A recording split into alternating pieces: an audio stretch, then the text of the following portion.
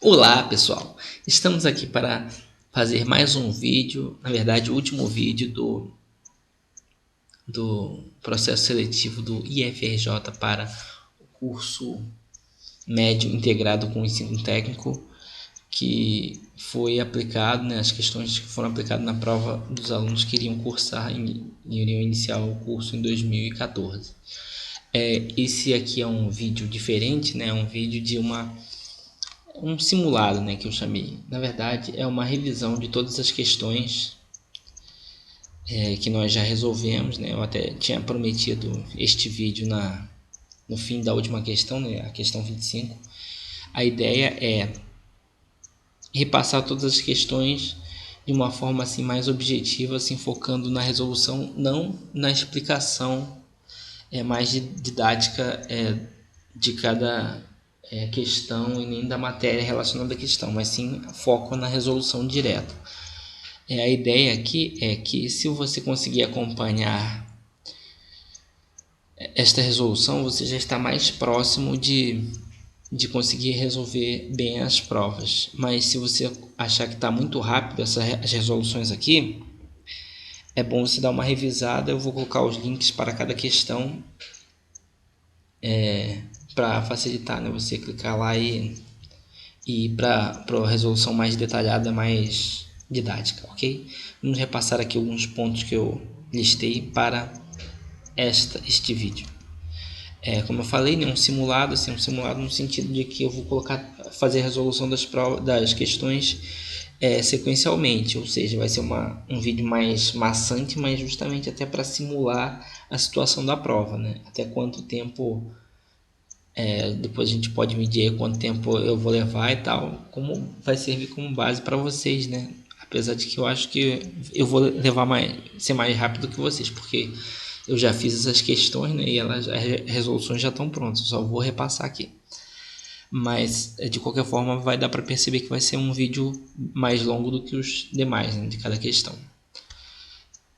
São 15 questões, né, de matemática, né? A resolução aqui é só um pedaço da prova do IFRJ, né? 15 questões de matemática, sendo que a prova, quando você for fazer no dia, ela vai ter mais 10 questões de português, né? As 10 primeiras questões são de português, ainda tem a redação e além das 15 questões de matemática. Então esse simulado, na verdade, é um simulado parcial, né? Só um simulado de matemática. Como eu falei, é focado nas resoluções diretas, né, objetivas, sem muita explicação da matéria, né? Se você quiser uma revisão da matéria, você clica em cada questão para ver o vídeo com a resolução detalhada. Como eu falei, né, eu vou colocar os vídeos para as resoluções detalhadas em cada questão. E é foco na otimização do tempo e do raciocínio, tá? Vou tentar ser mais direto possível, como se eu estivesse apenas resolvendo as questões, não explicando. Ok? Qualquer dúvida que você tiver, pode colocar nos comentários aí, eu posso passar mais orientações. Beleza, então vamos lá para a primeira questão. Questão número 11. Vamos para a leitura do enunciado. Nos últimos 10 anos, o sedentarismo, as dietas gordurosas e a obesidade expuseram as crianças a um risco maior de desenvolver doenças cardiovasculares no futuro. Pesquisas recentes mostram a incidência desse perigo entre as crianças brasileiras com menos de 14 anos. Aqui temos uma tabelinha, né, um quadro com algumas informações. Coração em perigo, 15% tem colesterol alto, 6% sofrem de hipertensão, 30% estão acima do peso, 35% não praticam exercícios físicos. Então, agora o que a questão pede. As frações correspondentes aos dados descritos neste quadro são, respectivamente... Então, na verdade, ele quer que você faça uma conversão de porcentagem para fração, né? Afinal, as duas coisas são formas distintas de escrever coisas bem parecidas, né? Uma parte de um inteiro. Então, beleza, que porcentagem é a matéria dessa questão? Vamos lá. Estou aqui destacando, né, aqui, ó, as informações que nós vamos ter que transformar em fração. 15%, vamos ter que transformar 15% em fração, 6% em fração, 30% em fração e 35% em fração. Então, beleza. A primeira coisa que nós vamos fazer, vamos escrever aqui esses números aqui. Só que em vez de escrever em porcentagem, né, vamos escrever 15. Em vez de escrever 15%, vamos escrever 15 sobre 100, que é a mesma coisa que 15%. E assim vamos fazer sucessivamente com as demais porcentagens. 6 sobre 100, 30 sobre 100 e 35 sobre 100. E agora o passo seguinte é apenas simplificar essas frações para poder chegarmos à representação, que normalmente a representação de fração é na forma mais simplificada possível. Então vamos simplificar. Aqui 15 podemos simplificar por 5, né? Então 15 dividido por 5, 3. 100 dividido por 5 vai dar 20. Então fica 15 sobre 100 simplificado, fica 3 sobre 20, ou 3 vinteavos. Agora 6 dividido por 100, podemos simplificar por 2, né? 6 dividido por 2, 3. 100 dividido por 2, 50. Beleza. Vamos para 30 dividido por 100 agora. Podemos simplificar por 10, né? Isso. Então, só cortar o zero, né? 30 dividido por 10, só cortar o zero, 3. 100 dividido por 10, 10. E agora a última, 35, podemos simplificar por 35 e 100 podemos simplificar por 5, né? Então 35 dividido por 5 dará 7. E 100 dividido por 5, já fizemos essa conta anteriormente, 20. E aqui seria a sequência. Aí é só checarmos aqui qual dessas sequências das opções aqui das letras, né, tem a mesma sequência: 3 vinteavos, 3 cinquentaavos, 3 décimos e 7 vinteavos. Vemos aqui que a resposta é a letra B. Tem exatamente a mesma sequência, beleza? Assim terminamos esta primeira questão, né? Apenas repetindo aqui a resposta: letra B, 3 vinteavos, 3 cinquentaavos, 3 décimos e 7 vinteavos. Beleza? Essa é uma questão fácil. Até uma outra coisa que eu queria destacar aqui vou fazer digamos assim, uma classificação das questões entre fácil, mediano e complexa. Isso é uma avaliação minha, né? Cada um acaba podendo achar as questões mais difíceis ou mais fáceis de acordo com a afinidade que tem com cada matéria, mas isso aqui é uma avaliação minha. Só para vocês se balizarem, é uma questão de, assim, uma recomendação as fáceis, pelo menos as que eu acho fáceis, né? Eu acho que vocês não deveriam ir para a prova sem conseguir entender elas completamente, porque elas são, digamos assim, mandatórias de vocês acertarem. Se vocês errarem uma fácil, vocês estão deixando uma oportunidade grande de passar. As medianas vai depender. Assim, se você tiver num grupo mais com uma concorrência maior, as medianas são obrigatórias, né? Por exemplo, pessoal de escola particular, ampla concorrência, também é importante acertar as medianas.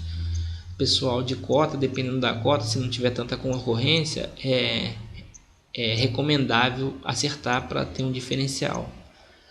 E já as complexas é aquilo, pode, para os grupos com maior concorrência, pode fazer a diferença da classificação ou não. Para os de menor concorrência é meio que aquilo assim, tipo, para garantir a vaga mesmo. Então, assim, vocês vão vendo aí essas classificações e tentam se medir, né, como vocês estão, para poder ter uma ideia como é que vai ser o resultado da prova. Beleza, vamos para a próxima questão. Questão 12. As descobertas realizadas por Arquimedes, o mais famoso matemático da antiguidade, impressionam os cientistas até os tempos atuais. O número π foi obtido por ele relacionando elementos de uma circunferência. Denotado por R, o raio, D, o diâmetro e C, o comprimento da circunferência, o número de π é determinado por... Então, vamos ver aqui, é uma questão de geometria, né? Vamos falar sobre o perímetro da circunferência, né? E aqui acabei de desenhar uma circunferência, é uma questão teórica, né? Então, vamos lá, vamos destacar aqui as informações. Ele fala do raio, ele considera o raio como R. Vamos desenhar aqui o raio na circunferência, é esse pedaço aqui, em azul, né, o raio, só para recapitular. O diâmetro é o dobro do raio, né? Seria esse pedaço aqui, né? Eu escrevi num sentido diferente para ficar os dois aparecendo ali, né? O diâmetro é o dobro do raio e fica nessa posição aí na circunferência. E o comprimento, assim, o diâmetro D, né? Estou escrevendo aqui. E o comprimento é o próprio perímetro da circunferência, né? Estou escrevendo aqui em vermelho, mudei a cor aqui da circunferência para indicar que é o comprimento, né? Ou o perímetro, que ele chamou de C. Agora vamos colocar aqui algumas formas, né? O perímetro, né? Não, primeiro, o diâmetro, né? O diâmetro é o dobro do raio. Diâmetro igual a 2 vezes raio. Beleza. O comprimento, C, é também chamado de perímetro. Temos a fórmula do perímetro da circunferência. O perímetro é igual a 2πr. Essa é uma fórmula clássica de circunferência. Então, beleza. Perímetro igual a 2πr, que vai ser igual ao C, né? Que foi a letra que ele colocou na descrição da questão. Então, vamos escrever agora a função, essa mesma fórmula do perímetro em função do π. Vamos isolar o π e passar o resto para o outro lado. Vamos lá. 2πr igual ao C, né? C, que é o perímetro descrito na questão, como comprimento. Vamos passar as outras coisas para o outro lado. Vamos lá. Passando primeiro o R para o outro lado, temos 2π vai ser igual ao comprimento sobre R. Agora, passando o 2 para o outro lado, vai ter π igual ao comprimento dividido por 2R. Essa seria uma das opções de resposta. A gente observa aqui nas alternativas da resposta que não temos essa resposta. Não temos nenhuma resposta com o denominador sendo o 2 sobre R. Mas podemos substituir o 2R, não podemos substituir 2 vezes o raio pelo próprio diâmetro, né? Conforme falamos aqui, ó. Então vamos substituir, teremos π igual a comprimento dividido por D, que é o diâmetro. Que vamos checar aqui nas alternativas, né? Vemos aqui, temos alguma alternativa dessa? Temos, que é no caso a letra D, π igual a C sobre D, ou seja, π igual a comprimento sobre diâmetro. Beleza? Assim concluímos a questão 12. Essa questão aqui, ela até que é fácil, né? Ela é fácil, só que eu coloquei como mediana porque é uma questão conceitual e tem algumas pessoas que têm mais facilidades em trabalhar matemática apenas com números. E essa questão é uma questão que praticamente não tem números, é só conceito. Então eu botei como mediano porque alguns podem ter alguma dificuldade em relação a trabalhar com questão conceitual, que é a parte mais difícil dessa questão, é que ela é apenas conceitual. Mas fora isso ela é bem tranquila, né? Só sabendo aqui a fórmula do perímetro da circunferência é o suficiente para resolver essa questão. Beleza. Agora vamos para a questão 13. Vamos à leitura da questão. Apesar de os brasileiros considerarem Santos Dumont como o responsável pelo primeiro voo num avião, na maior parte do mundo o crédito à invenção do avião é dado aos irmãos Wright. O movimento nos aeroportos brasileiros é intenso, tanto para voos domésticos quanto para voos internacionais. O número de passageiros transportados no mercado doméstico em novembro de 2013 foi de 7,8 milhões. Esse total de passageiro pode ser representado em potência de 10 como. Então vemos aqui uma questão de potência de 10, né? Beleza. Ou notação científica, né? É uma matéria que vai ser usada muito para os alunos do IFRJ, tanto em física quanto em química. Quanto física e química principalmente. Beleza, vamos aqui destacar a principal informação do problema é isso aqui, 7,8 milhões. Então, destacando aqui novamente 7,8 milhões. Como podemos escrever 7,8 milhões de outra forma? Com 7 7,8 vezes 1 milhão. É a mesma coisa. E escrevendo em potência de 10 ficará 7,8 vezes 10 elevado à sexta. De onde é que veio esse 10 elevado à sexta? É desse 1 milhão aqui. Escrevi 1 milhão em potência de 10, dá 10 elevado à sexta. Como é que faz isso? Escreve o 10 elevado à quantidade de zeros que tem o número. No caso, um número múltiplo de 10, né? Que é 1 milhão. 1, 2, 3, 4, 5, 6. 6 zeros, então o expoente vem para cá. 6. Beleza, só isso. Questão bem simples, né? Resposta letra C, 7,8 vezes 10 à sexta. Repetindo aqui, né, o resultado, confirmando, letra C, 7,8 vezes 10 à sexta. É uma questão fácil, né? Conforme eu falei na primeira questão, as questões fáceis, elas, assim, se você tem alguma dificuldade para resolver essas questões, você tem que dar uma estudada, porque essas questões fáceis você não pode deixar passar. Você vê o desenvolvimento muito pequeno, né? Muito tranquilo. Então, se tiver alguma dificuldade, cai dentro. Beleza, vamos para a próxima. Questão 14. Os foguetes estão entre as invenções mais espetaculares do século XX. Eles servem para enviar objetos ao espaço, sejam eles sondas, naves espaciais ou satélites artificiais. Um foguete é lançado e sua trajetória é descrita pela função f de t igual a menos 6 vezes t ao quadrado mais 120t, onde f de t representa a altura do foguete em quilômetros e t é o tempo em minutos. Um satélite artificial preso ao foguete é desacoplado quando ele atinge a sua altura máxima. Então, em quilômetros, o satélite é desacoplado a uma altura de... Então, esta questão é uma questão de função de segundo grau, onde vamos destacar principalmente a necessidade do cálculo do vértice da função, né? Por causa da altura máxima, ela se dá no vértice da função. Beleza, vamos destacar aqui algumas informações. A principal informação aqui é a própria fórmula da função de segundo grau, né? f de t igual a menos 6 vezes t ao quadrado mais 120t.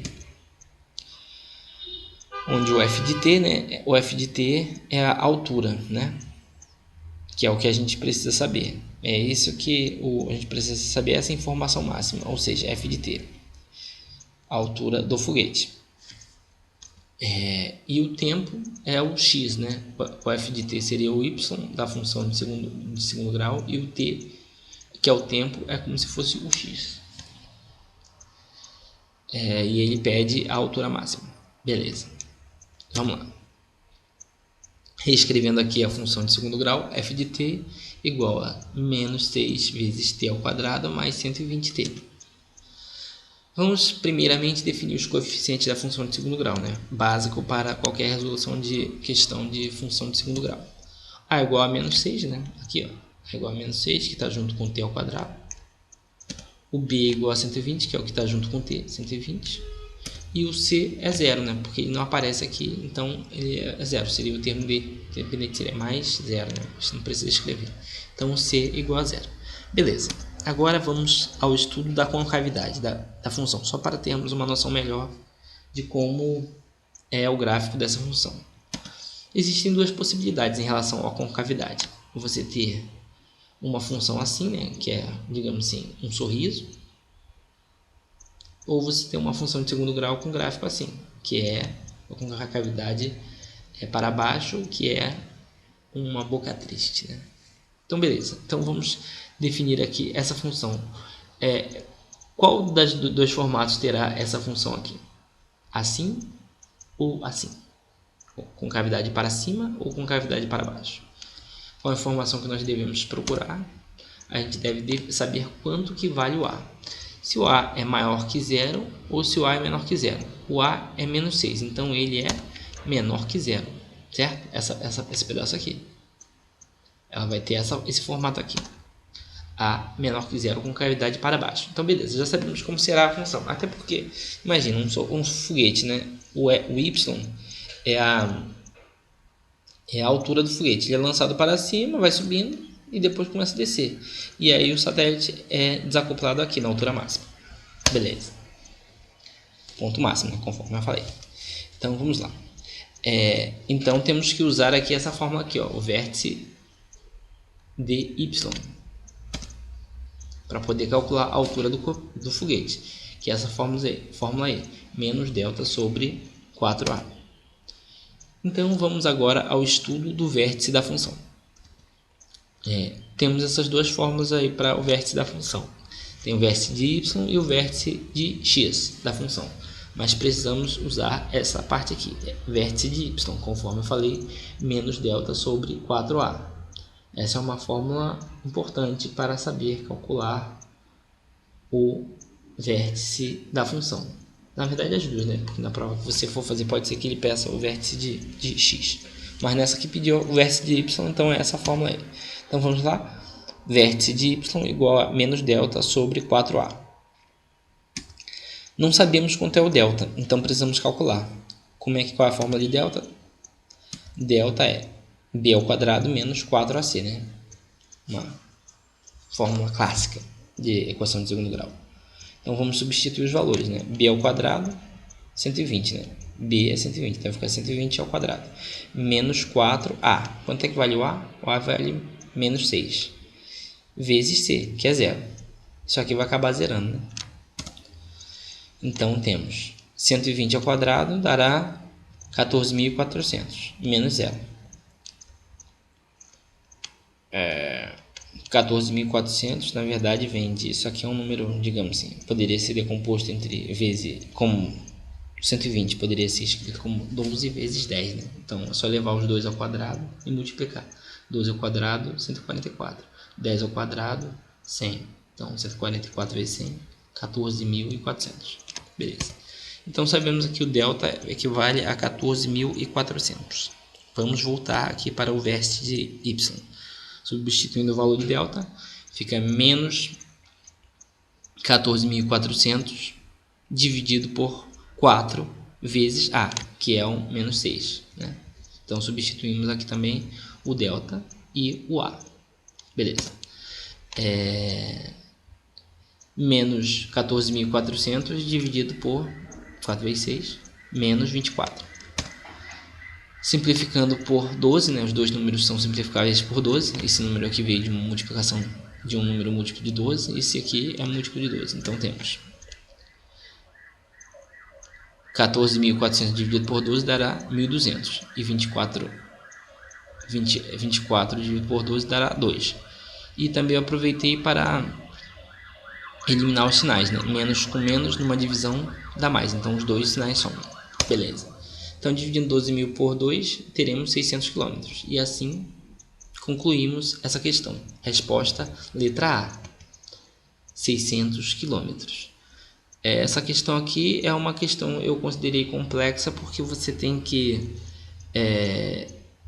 saber primeiro que essas fórmulas aqui do vértice da função de segundo grau não é uma matéria assim, que eu vejo assim, que ela é muito reforçada. Então, acaba começando por aí. Muita gente não lembra das fórmulas dos vértices da função.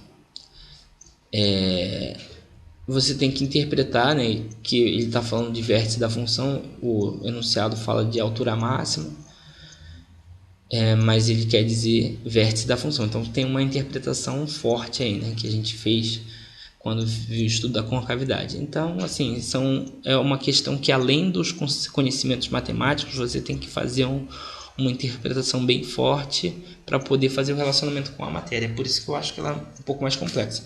E função de segundo grau, né, ou equação de segundo grau, são questões que você precisa de realmente ter um pouco de atenção, porque exigem um pouco de cálculos um pouco mais complexos. Você precisa prestar mais atenção para não errar nada, né? Bom, por isso que eu considerei complexo. Se você conseguir entender bem essa questão, consegue fazer essa questão com facilidade, eu acredito que você vai se dar bem na prova. Ok? Beleza, vamos para a próxima questão. Questão número 15.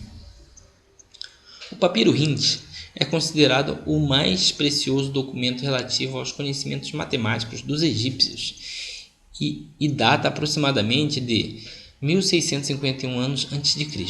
No papiro Hint, há problemas que parecem ter sido formados como enigmas, como o caso do problema 79, em que figuram apenas os seguintes dados: 7 casas, 49 gatos, 343 ratos, 2.401 espigas de trigo e 16.807 hectares.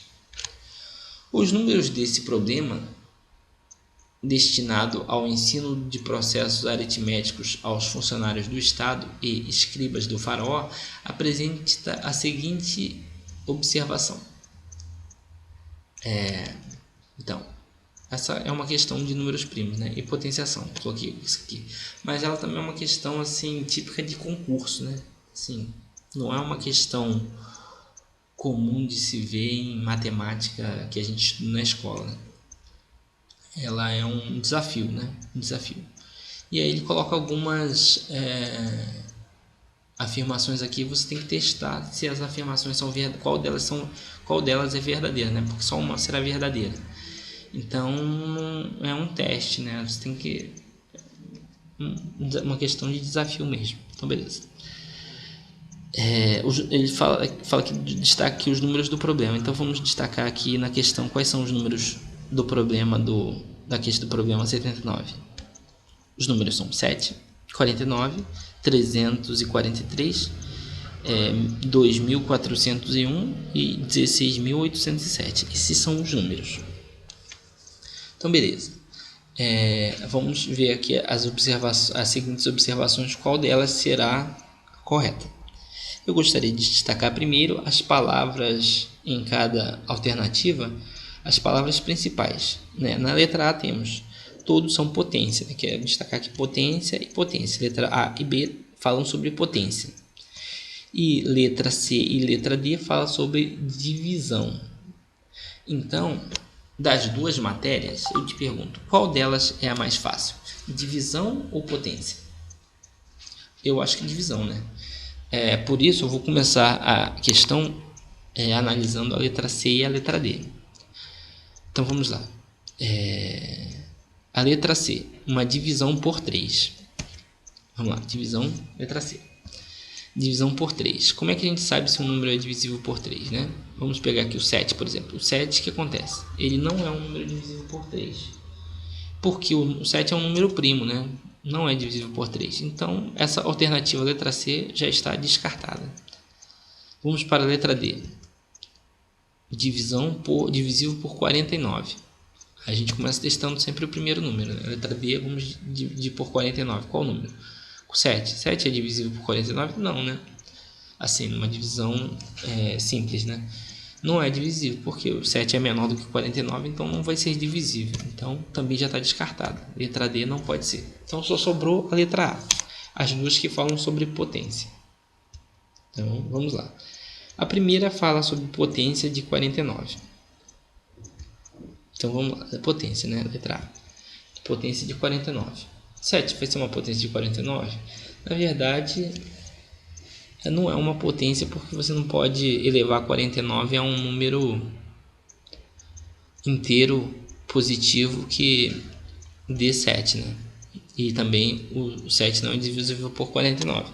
Se você for estudar em exponenciação, você pode ver que até dá para elevar 49 a um número que dê 7. Na verdade, seria um número menor que 1, né? Quando a gente fala de potência, a gente está falando de números inteiros positivos, né? Em exponenciação, sim, que você poderia achar um número que levaria 49 a 7, mas no caso que, como é potência, não é. O 7 é menor do que 49, não será uma potência de 7. 7 não será uma potência de 49. Então, a letra A também não é. E, por fim, né, vamos ver a letra B. Tudo são potência de 7. É a última alternativa, né? Tem que ser essa, senão a questão ia ser anulada. Mas beleza. Vamos lá. Letra B.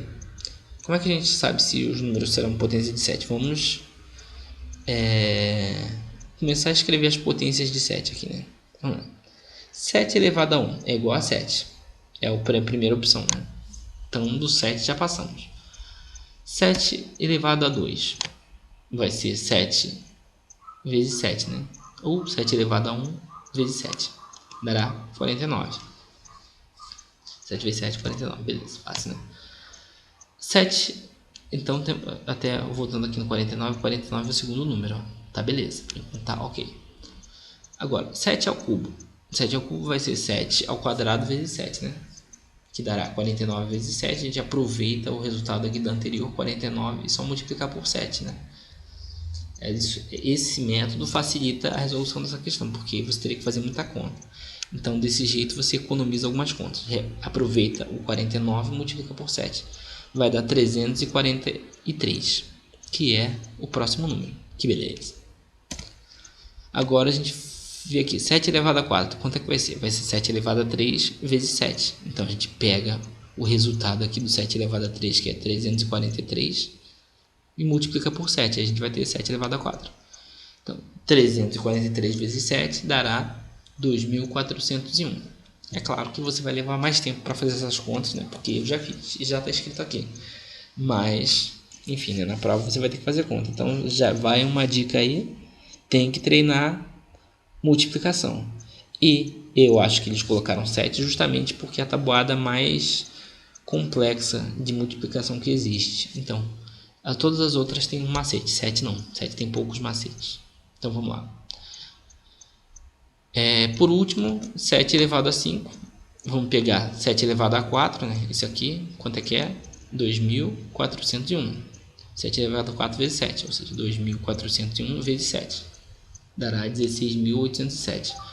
Então, voltando aqui à questão da tabuada de matemática, né? Porque você vai ter que saber bem tabuada de 7 para fazer essa questão. Você vai ter que multiplicar primeiro 7 vezes 7, depois 7 vezes 9, 7 vezes 4, depois 7 vezes 3, 7 vezes 4 você já usou, 7 vezes 1, 7 vezes 0, 7 vezes 2. Até que, em geral, né, as contas que você vai fazer de multiplicação de 7 não são tão complexas. Vou te dar um macete aqui para tabuada de 7. Para a tabuada de 7, você pode começar decorando os números da semana. Por exemplo, numa segunda-feira. Vamos pegar esse mês, por exemplo. Esse mês, estamos em fevereiro, né? Estamos em fevereiro de 2015.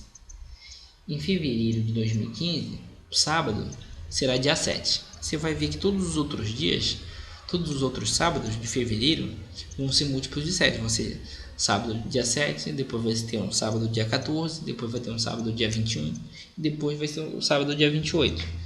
Assim você já tem a tabuada de 7 no calendário, né? E daí em diante os outros números tem que saber mesmo. Beleza. Então vamos voltar aqui à questão. Só estou falando aqui essas questões aqui da tabuada de 7 para compatibilizar mais ou menos o meu tempo de resolução com o de vocês. Mas enfim, na prova você vai ter que fazer essas contas de multiplicar, então tem que treinar.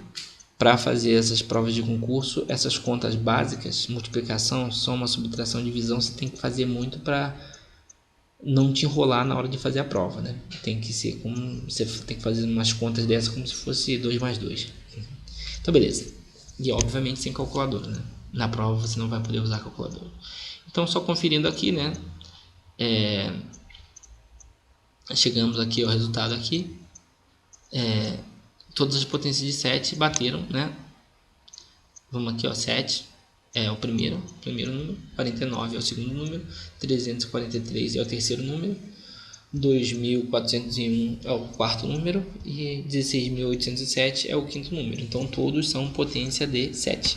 Beleza, resposta letra B. Todos são potência de 7. Essa questão então, aqui eu considerei como mediano, né? As contas, assim, são fáceis, né? É claro que você tem que ter um pouco de manha, um pouco de macete para fazer essa questão de uma forma mais fácil. E como eu falei aqui, né, uma das complicações aqui é a multiplicação. Muita multiplicação que você vai ter que fazer para resolver essa questão. Mas também não é uma questão assim de outro mundo. Ela é mais, digamos assim, precisa um pouco de malícia e um pouco braçal para você fazer. Mas não é uma questão impossível assim que você tenha que ter um raciocínio assim muito avançado para desenvolver, ok? mas também não é uma questão fácil, não é uma daquelas questões que você não pode perder de jeito nenhum, porque ela tem a sua pegadinha, né? Sua manha para fazer. Porque se você não fizer ela com uma certa manha, né? Assim, tipo, começar eliminando as alternativas mais fáceis de testar e tal, você pode acabar perdendo muito tempo na questão, se enrolando, esquentando a cabeça e perder a questão por causa de não ter feito ela da melhor forma possível. Então eu considero ela uma questão mediana, não é nem tão fácil nem tão difícil. Beleza, vamos para a questão 16. Questão 16. A poluição do ar é um problema antigo e está completamente se modificando cada vez mais com as ações das pessoas na civilização em que estamos vivendo. No passado, a quantidade de poluição emitida na atmosfera era relativamente baixa. Antes da Revolução Industrial, era utilizado o fogo para a preparação dos alimentos e para o aquecimento das pessoas. A partir da Revolução Industrial, grandes quantidades de poluentes começaram a ser produzidos, assim como a produção de uma quantidade crescente de resíduos sólidos e líquidos por meio de esgotos ou sendo colocado em lixeiras. Nos tempos atuais, em grandes metrópoles, a poluição atmosférica aumenta consideravelmente ao longo do dia e o ritmo de descobertas científicas para amenizar este problema não acompanham o respectivo crescimento. Em certo dia, a concentração de poluentes no ar de uma metrópole em cada milhão de partículas era de 2 partículas às 8 horas da manhã e de 80 partículas às 12 horas. Admitindo que a variação de poluentes no ar durante o dia é uma função afim no tempo, o número de partículas poluentes no ar em cada milhão de partículas às 10 e 20 é.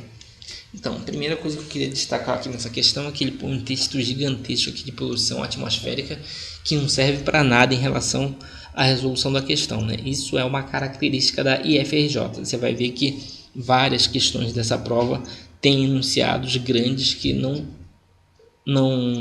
contribuem muito para a resolução da questão, mas você é obrigado a ler porque como é que você vai saber, né, se tem uma informação importante ou não? Vai ter que ler, mas existe essa situação em provas do IFRJ.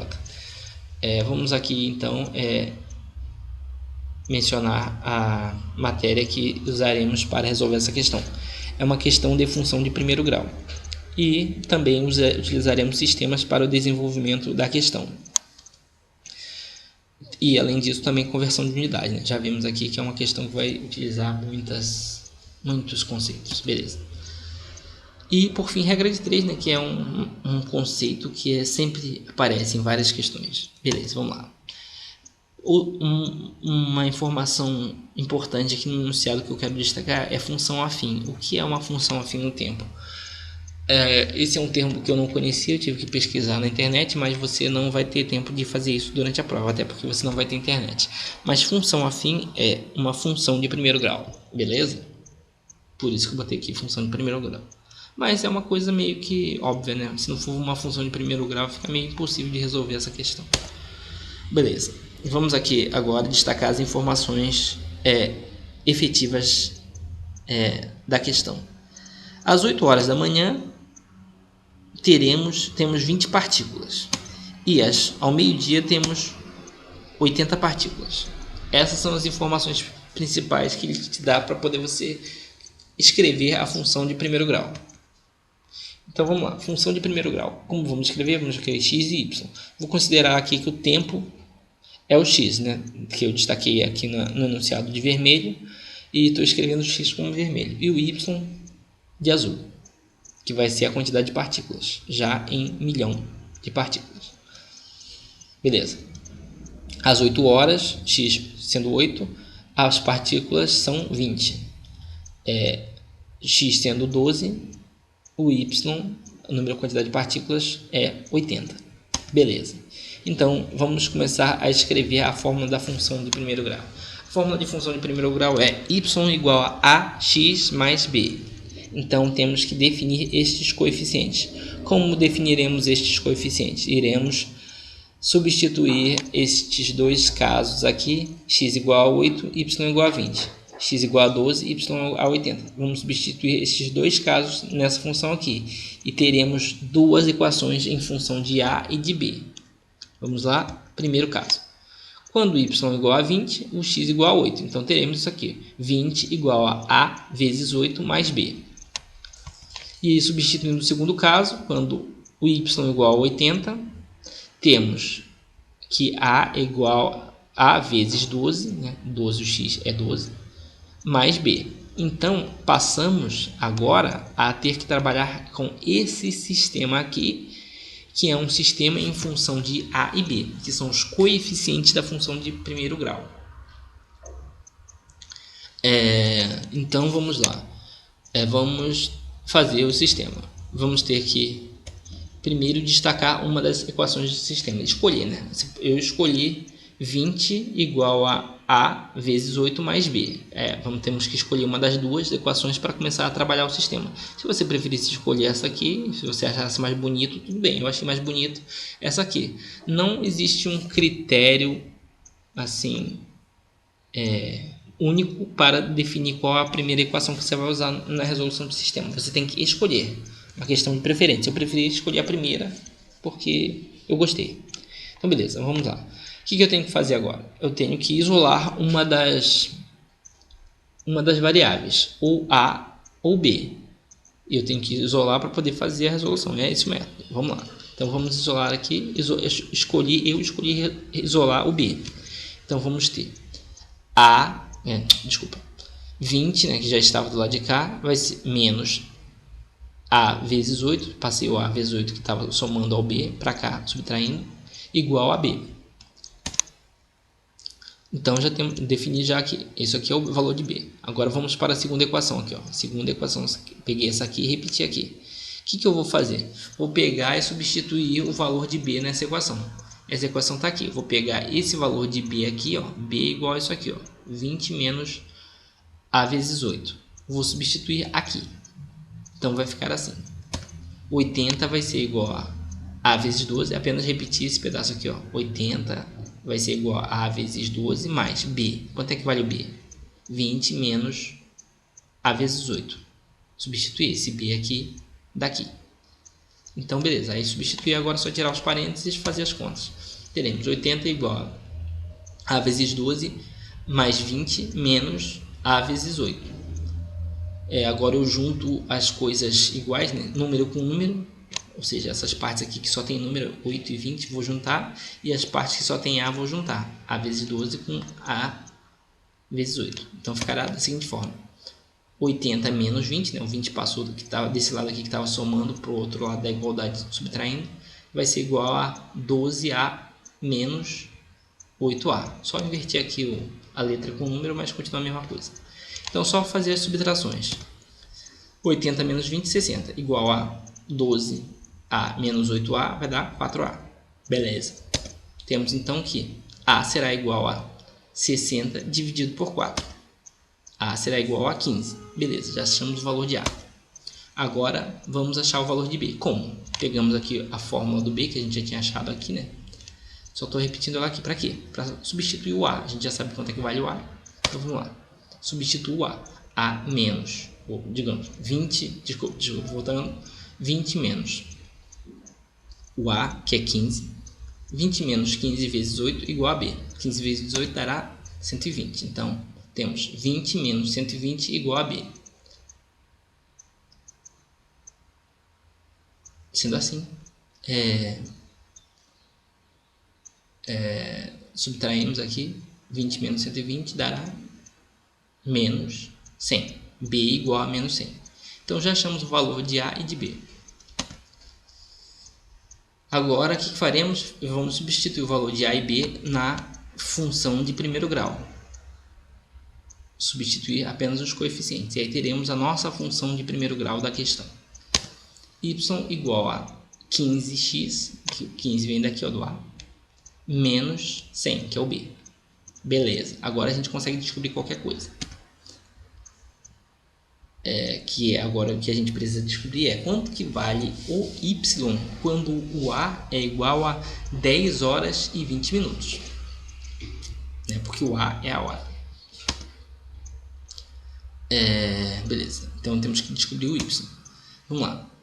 O x é igual, o x que é a hora, é igual a 10 horas e 20 minutos. É esse o y. A gente quer descobrir o y quando o x vale esse valor, 10 horas e 20 minutos. Mas a função que nós fizemos, a função de primeiro grau, ela é expressa em horas. E aqui nós temos horas e minutos. Então temos que converter essa hora, esse horário, 10 horas e 20 minutos, em apenas hora. Então temos que converter minutos em hora. Então, como é que converteremos? Usaremos uma regra de 3. 60 minutos está para uma hora, assim como 20 minutos está para h. H é a variável aqui, tá? Então teremos 60 vezes h igual a 20 vezes 1. H igual a 20 dividido por 60. H igual a 1/3.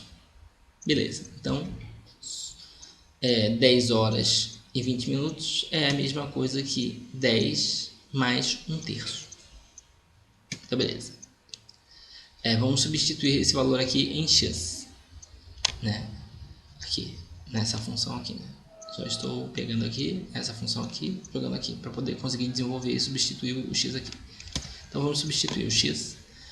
Y igual a 15 vezes o x, É a função do primeiro grau que a gente descobriu aqui, Y é 15 vezes x, que é 10 vezes 10 mais 1/3, fecha parênteses, menos 100.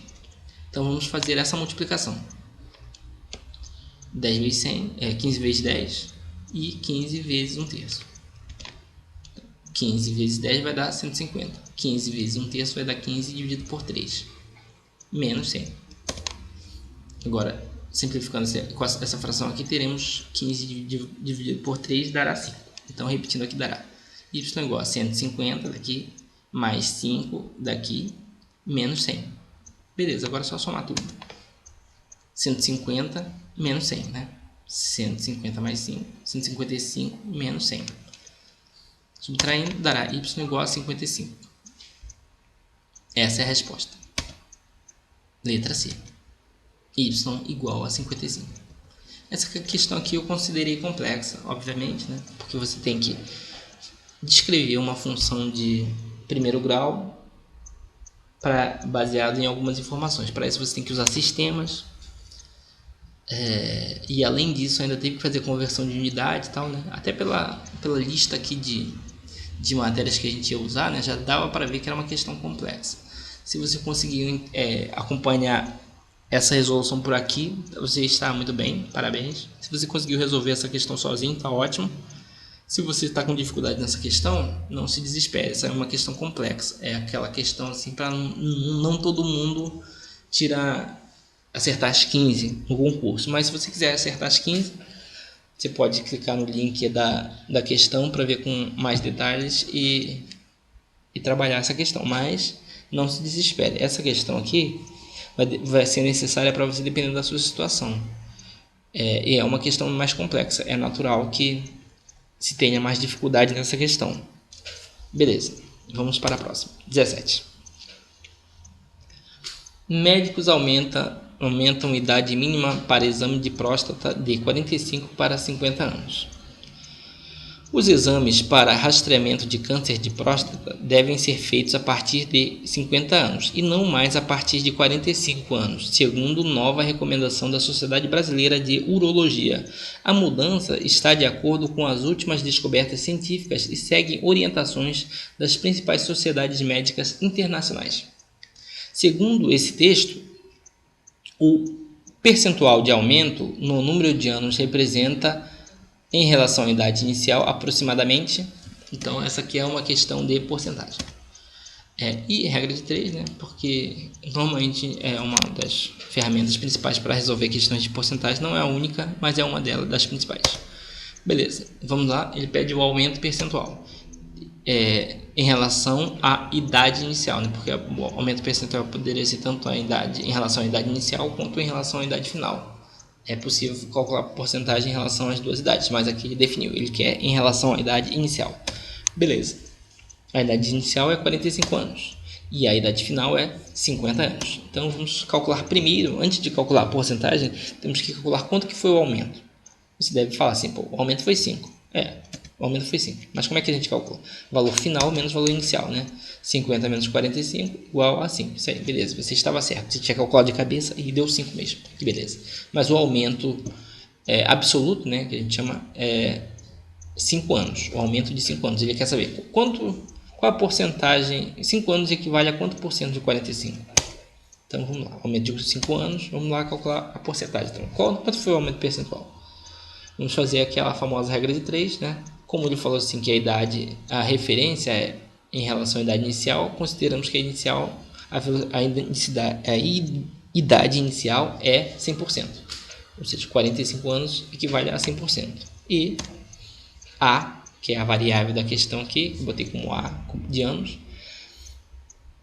está para 5 anos. Então, esse A aqui vai ser uma porcentagem em relação aos 5 anos em relação a 45. Então, beleza, você faz a regra de 3, multiplica A vezes 45, multiplica o 100% vezes 5. Teremos A vezes 45 igual a 5 vezes 100. A vezes 45 igual a 500. Passo o 45 por outro lado, dividindo. A igual a 500 dividido por 45. Simplificando, né, antes de fazer a divisão, eu simplifiquei por 5, que é uma das ferramentas que você deve usar em provas de concurso para não se perder. Simplifique para evitar erro de conta. A igual a 100 dividido por 9. E essa conta vai dar aproximadamente algum número acima de 10, né? Porque 100 dividido por 10 daria 10. 100 dividido por 9 vai dar um número um pouco acima de 10. Dividindo aqui de cabeça vai dar 11,11%. É claro que eu não fiz de cabeça, né? Você tem que fazer aqui, né, um destaque que se você quiser saber a conta certinha, fazer a conta, você vai ter um trabalhinho aí fazendo essa conta aí de divisão, né? Mais ou menos. Mas é uma conta, uma dízima e tal, né? Mas como eu falei, né, só por aqui, 100 dividido por 9, já dá para ver que a única alternativa que chegaria perto seria a letra A mesmo, né? 11,11. Então, mesmo que você erre um pouco a conta de divisão, daria para saber que seria a letra A de qualquer jeito. Então, beleza. Resolvendo mais uma questão, aumento percentual é igual a 11,11%. Essa questão aqui é uma questão considerada fácil, né? Não tem muito mistério. Eu resolvi aqui bem detalhado, mas é uma questão fácil. Então, essa aqui é uma daquelas questões que você não pode perder. Beleza? Se você não entendeu, cai em cima dessa, que essa aqui é uma daquelas questões que você tem que acertar. Beleza, então. Vamos para a próxima. Questão 18. Para determinar a altura de um prédio, um topógrafo colocou o teodolito, aparelho de medir ângulos utilizado na arquitetura e engenharia, a 100 metros da base e obteve um ângulo de 45 graus, conforme mostra esta figura. Sabendo que a luneta do teodolito estava a 1,7 metros do solo, a altura do prédio é em metros igual a... É uma questão de relações trigonométricas, né? Então, beleza. Vamos destacar aqui. A primeira informação do problema é que o teodolito foi colocado a 100 metros do prédio, que é essa distância aqui, ó. Certo? Beleza. E o ângulo que foi medido foi de 45 graus, que é esse ângulo aqui, né? Essas são as principais informações do problema. Vamos redesenhar o triângulo. Aqui estou desenhando a altura relativa do prédio. Aqui a distância do teodolito para o prédio. E aqui a visada do teodolito que ele fez para o topo do prédio. E aqui seria o ângulo que foi medido, o ângulo de 45 graus. Vou botar aqui a distância, né? Distância de 100 metros que foi mencionado no texto seria essa base aqui do triângulo, que é o cateto adjacente ao ângulo medido. E ele pergunta quanto vale o cateto oposto, quanto vale essa altura aqui. Mais ou menos, né? Mas por enquanto ele pergunta quanto vale o cateto oposto. Então, primeira coisa que teremos que descobrir, né, seria o cateto oposto. primeira coisa que temos que descobrir é qual a relação trigonométrica que iremos utilizar para resolver essa questão. É uma relação entre cateto oposto e cateto adjacente. Qual é a relação trigonométrica que relaciona cateto oposto e cateto adjacente? É a tangente. Então temos que saber quanto que é a tangente de 45, né? Por quê? Teremos essa equação. Tangente de 45 é igual a cateto oposto x dividido por 100, que é o cateto adjacente. Então, quanto que vale a tangente de 45? Temos que consultar aquela nossa famosa tabela de ângulos, desses ângulos clássicos aí, 30, 45, 60 graus, e as suas respectivas seno, cosseno e tangente. A tangente de 45 será essa aqui, ó. Você tem que saber essa tabela para fazer provas técnicas, senão você vai perder uma questão. Sempre cai uma questão de trigonometria e normalmente precisa dessa tabela para poder você resolver a questão. Se você não souber, decore. Igual a 1, tangente igual a 1. Então beleza, vamos substituir aqui tangente de 45 igual a 1. Então teremos 1, né? Substituindo tangente de 45 por 1, 1 é igual a x dividido por 100.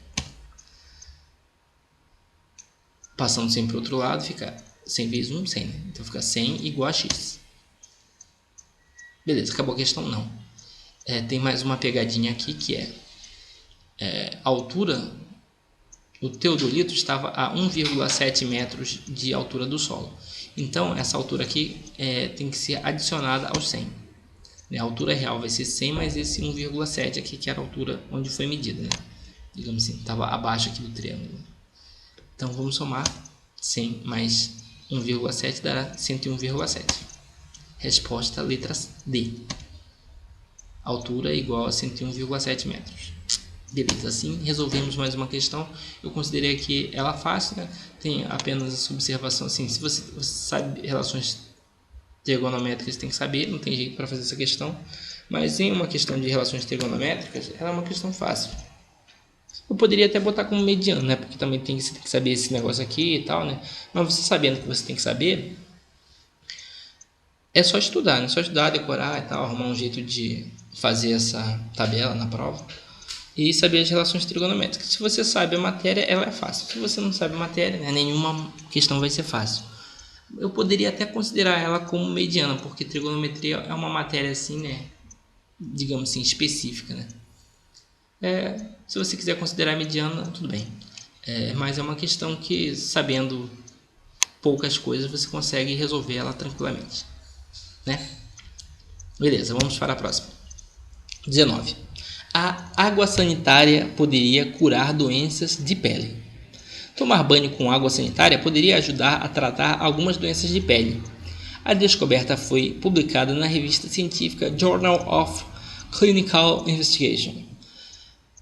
A substância já pode ser usada em banhos, desde que esteja diluída a uma proporção de 1 para 20 mil partes de água. E Yara testará esta substância em seu banho. Então, se Yara utilizar 3 ml desta substância, a quantidade total de água que ela utilizará em litros será igual a... É uma questão de proporção.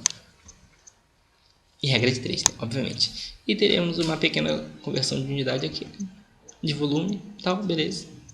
ml para litros, né? Beleza, vamos lá. Então, vamos destacar aqui. A proporção é de 1 para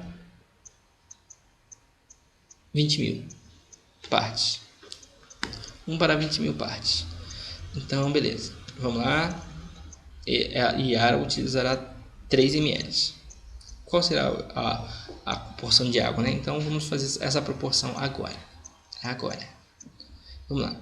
Água sanitária está para água. Então, vamos colocar aqui na tabela. O valor da água sanitária e o valor da água conforme descrito na questão. Então, uma parte de água sanitária está para 20 mil partes de água. E 3 ml de água sanitária estará para quanto de água? Fazemos a regra de 3, 1 vezes x será igual a 3 vezes 20 mil. 1 vezes x igual a 3 vezes 20 mil. 3 vezes 20 mil é igual a 60.000. Então x igual a 60.000 ml. Agora temos que converter ml para litros, né? A questão pede em litros. Então, como converter? O M quer dizer 1 dividido por 1000. Então, teremos ml e litros. Fazer uma nova regra de 3. 1 ml está para é igual a 1 litro dividido por 1000. Assim como 60.000 ml está para Y. O Y é o valor de 60.000 ml em litros. Então, fazendo a multiplicação aqui, regra de 3, de novo, y, 1 vezes y é igual a 60.000 vezes 1 dividido por 1000. Então, teremos aqui, né? Passei para cá, puxei para cá, tá? 1 vezes y igual a 60.000 vezes 1 dividido por 1000. Teremos y igual a 60.000 dividido por 1000. Beleza, só cortar os zeros. Corta 3 zeros do 1000 com 3 zeros do 60.000. Teremos y igual a 60 litros. Beleza, resposta letra C. Confirmando aqui, letra C, 60 litros. Beleza, é uma questão fácil também, tranquila, né? A conversão de mililitros para litros é uma conversão que também dá para fazer de cabeça, né? Só botei aqui de forma didática, mas nem precisava para essa resolução, né? Uma questão fácil aqui também recomendo que você saiba fazer facilmente, para poder ir bem na prova. Beleza. Questão 20. Thomas Edison deu uma grande contribuição para o desenvolvimento tecnológico e científico com a invenção da lâmpada elétrica. Observe o seguinte gráfico. Temos um gráfico aí. Beleza. A conta relativa ao consumo de energia de certa residência apresentou em janeiro de 2014 o valor de R$ 120. Se nesse mês o chuveiro elétrico foi utilizado 15 vezes, o gasto médio para cada banho equivale a... Então, beleza, vamos ver que nessa questão teremos que fazer a análise do gráfico e fazer um cálculo aí de porcentagem, porque o gráfico traz a informação em porcentagem, e fazer uma regra de 3 e tal para fazer o cálculo da porcentagem e o gasto médio também. Então, beleza, vamos lá. O valor total da conta é R$ 120. E o chuveiro elétrico foi utilizado 15 vezes. Primeiro vamos ver aqui no gráfico. Onde está o chuveiro elétrico? É esse pedaço aqui, ó, chuveiro. Então, vamos ver aqui qual foi o valor na conta. Foi equivalente a 25. O que? 25%. Então, sabemos que o chuveiro, vamos fazer aqui uma regra de 3, né? Chuveiro e total. Chuveiro elétrico equivaleu a 25% do consumo, e o total, né, que é o 100%, o total é sempre a 100%. Sendo que o X, que é o valor que seria o valor em reais referente ao uso do chuveiro, né? Ou seja, em relação aos 25%. E aqui o total da fatura, 120. Dessa forma vamos descobrir quantos reais foram gastos por causa do chuveiro, do uso do chuveiro. Então faremos uma regra de 3, né? 25% vezes 120 estará para x vezes 100%. Então teremos assim, 25% vezes 120 reais igual a x vezes 100%. Corto por cento com por cento, né? Teremos então 25 vezes 120 reais igual a x vezes 100. 120 vezes 25 dará 3.000. E 100 vezes x dará 100x. Passando o 100 para o outro lado, dividindo, teremos 3.000 reais dividido por 100. Vai ser igual a x. Então, cortando os zeros para fazer a conta, teremos x igual a 30 reais. 30 reais foi o gasto referente ao uso de chuveiros durante o mês. Só que ele não pergunta isso, ele pergunta quanto cada banho, né, representou no gasto de energia. Então, temos que descobrir quanto que valeu cada banho, quantos reais gastou cada banho. Vamos fazer, então, mais uma regra de 3. Foram 15 vezes. Então, vamos colocar aqui total e cada. Total do gasto com chuveiro, né? Total do chuveiro só. Total do chuveiro e cada banho. Foram no total 15 banhos e cada banho representa um. E o gasto total é 30 reais de uso de chuveiro, né, que a gente calculou aqui. É um total parcial, na verdade. E o Y será o gasto com um banho. Faremos uma regra de 3 novamente. 15 vezes Y será igual a 30 vezes 1. Então teremos aqui 15 vezes Y igual a 30 reais vezes 1. 15Y igual a 30 reais. Então teremos Y igual a 30 reais dividido por 15. Y igual a 2 reais. Que beleza. Então temos aqui a resposta da letra C. Né? E esse tipo de questão aqui também considerei fácil, apesar de ter que fazer 2 regras de 3 ou então fazer uma média. Né? Ela não é assim, nenhuma questão assim, que exija um conhecimento muito específico, nem análises muito elaboradas. Considerei fácil, mas também, vendo aqui de novo, pode ser um fácil tendendo para mediano, mas é fácil, é uma questão fácil. Beleza, vamos para a próxima questão. Questão número 21. Talvez você já esteja se sentindo cansado, né, de resolver tantas questões uma em seguida da outra, mas não se engane, na prova vai ser pior, porque você ainda vai ter a prova de português e redação. Já resolvemos 10 questões de matemática. Eu confesso, eu também estou me sentindo cansado, mas tem que fazer, né? Vamos lá, vamos para as últimas 5 questões. Questão 21. Com o objetivo de acompanhar os recentes avanços da ciência, um grupo de 80 amigos leem pelo menos uma das 3 revistas A, B e C. Sabe-se ainda que 61 membros desse grupo leem somente uma delas, e outros 17 membros leem somente 2 das 3 revistas. Logo, o número de membros que leem as 3 revistas é uma questão de teoria de conjuntos. Utilizaremos para isso o diagrama de Venn. Então vamos lá, destacar as informações do enunciado. Primeiro, tem um grupo de 81 amigos que leem pelo menos uma das 3 revistas. 3 revistas, né? A, B e C. Então vamos destacar aqui esse grupo. Esse grupo que lê pelo menos uma revista pode ler as seguintes revistas. Pode ler só a revista A, pode ler só a revista B, ou pode ler só a revista C, né? Leu uma revista. Mas ele também pode ler também 2 revistas. Ele vai estar lendo pelo menos uma. Então vamos escrever. Se ele leu 2 revistas, ele pode ter lido a revista A e B e ler a revista A e C. Assim como também pode ter lido a revista C, B e C. Leu, nesses 3 casos, leu 2 revistas, mas 2 revistas é pelo menos uma. Beleza. Mas ainda tem mais uma situação. Ele pode ter lido as 3 revistas, A, B e C. Se ele leu as 3 revistas, ele leu pelo menos uma. Então, todos esses 7 casos estão contemplados nessa opção dos 81 amigos, que aqui a gente chamou de grupo vermelho. Beleza. Vamos então para o segundo grupo.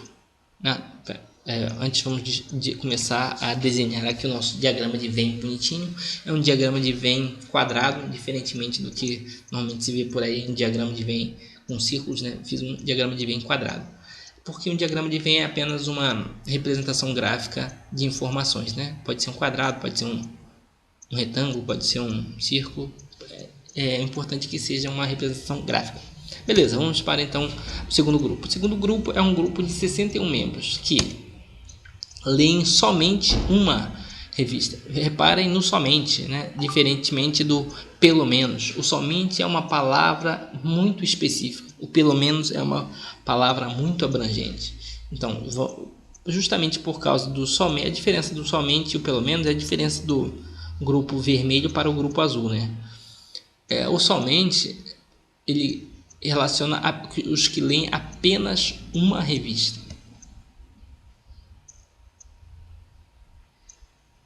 Somente uma. Então vamos escrever quem é. Somente. A pessoa que lê a revista A lê apenas uma revista. Apenas e somente uma revista. O pessoal que lê só a revista B lê somente uma revista. E o pessoal que lê a revista C lê somente uma revista. Todas as outras opções, a pessoa vai ler mais de uma revista. Então não vai entrar nesse grupo azul. que é o que lê somente uma revista. Somente. São 61 amigos, certo? Então, beleza. Vamos destacar aqui, ó, que esse grupo que lê a revista A, B e C está totalmente dentro do grupo vermelho, né? Que lê pelo menos uma revista. Está totalmente aqui dentro. Esses 61 estão dentro desses 81. Então, vamos desenhá-lo aqui no diagrama de Venn. Ou seja, essa parte azul aqui, né? O grupo azul está totalmente dentro do grupo vermelho, que é o grupo vermelho é o que lê pelo menos uma revista e o grupo azul é o que lê somente uma revista. Aqui nesse azul aqui estamos representando os que leem apenas a revista A, ou apenas a revista B, ou apenas a revista C. Aqui do lado de fora, né, do vermelho, então esse pessoal aqui, ó, que não foi incluso no grupo azul. Esse pessoal aqui está aqui do lado de fora. Esse pessoal aqui, ou esse pessoal aqui, que são as mesmas pessoas, estão nesse grupo azul aqui. Certo? Beleza. Vamos agora para o último grupo. O último grupo é os outros, tem outros 17 membros, leem somente 2 das 3 revistas. Então vamos ver aqui quem seriam essas pessoas. A pessoa que lê somente 2 revistas. Somente exatamente 2 revistas. Então, a pessoa pode ler a revista AB, pode ler a revista AC e pode ler a revista BC. Esse grupo aqui são os grupos que leem somente 2 revistas. São 17 amigos. Esse grupo aqui está aqui, ó, também está totalmente dentro dos 81 amigos. Sendo que é um pedaço exclusivo que não tem nenhuma interseção com o grupo anterior, o que lê somente uma revista. Mas eles estão totalmente dentro aqui do 81. Então vamos representar esse grupo aqui no diagrama de Venn. Será um outro retângulo aqui verde que não tem nenhuma interseção com o azul, mas ele está completamente dentro aqui do retângulo azul, vermelho. O verde está completamente dentro do vermelho, mas está completamente fora do azul. Então essa é a representação aqui. Beleza. E aqui ele pergunta: quem são as pessoas que leem as 3 revistas? Ora, só ver aqui, né? Quem que sobrou? É o que não está nem aqui, né? Aqui, ó, tá vendo por aqui, ó? O grupo vermelho. Tem esse grupo aqui, que é o azul. Tem esse grupo aqui, o verde. E sobrou mais um pedacinho aqui, que é os que não tem nem aqui, nem aqui. Então, é isso. Vamos vê-lo. Será isso aí que eu falei. Esse pessoal aqui, ó, tá? É o pessoal que ficou de fora do azul e do verde. Dos 81 amigos, são os que não estão nem aqui, nem aqui. Então, como faremos essa conta? Dos 81, vamos pegar 81, subtrair 61, que é a parte azul, e vamos subtrair os 17, que é a parte verde. Aí dará a parte roxa. Então, vamos lá. ABC, né, que é o grupo, as pessoas que leem as 3 revistas juntas, vai ser 81, que é o vermelhão total, menos 61, que é o azul, menos 17, que é o verde. ABC vai ser igual a 81 menos 78. ABC vai ser igual a 3. Beleza, assim concluímos mais uma questão do IFRJ. Alternativa A. 3 membros dos 81 amigos lerão as 3 revistas. Beleza. Essa é uma questão mediana. Você tem que saber, basicamente, montar o diagrama de Venn. É a parte mais complicada, né? Fazer os relacionamentos corretos entre os grupos, para depois montar esta conta aqui. A conta, nós vemos, é muito simples. Então, beleza, é uma questão mediana. Vamos para a próxima. Chama-se de piscicultura a produção e o cultivo de peixes em tanques naturais ou artificiais. Esta atividade é praticada há muito tempo, existindo registros de que os chineses já a cultivavam vários séculos antes de nossa era, e de que os egípcios já criavam a tilápia do Nilo há 4.000 anos. Não vou ler esse nome aí, que é muito esquisito. Um grupo de 60 peixes de 2 espécies foi posto em um conjunto de tanques. Os peixes consomem no total 800 gramas de ração por refeição.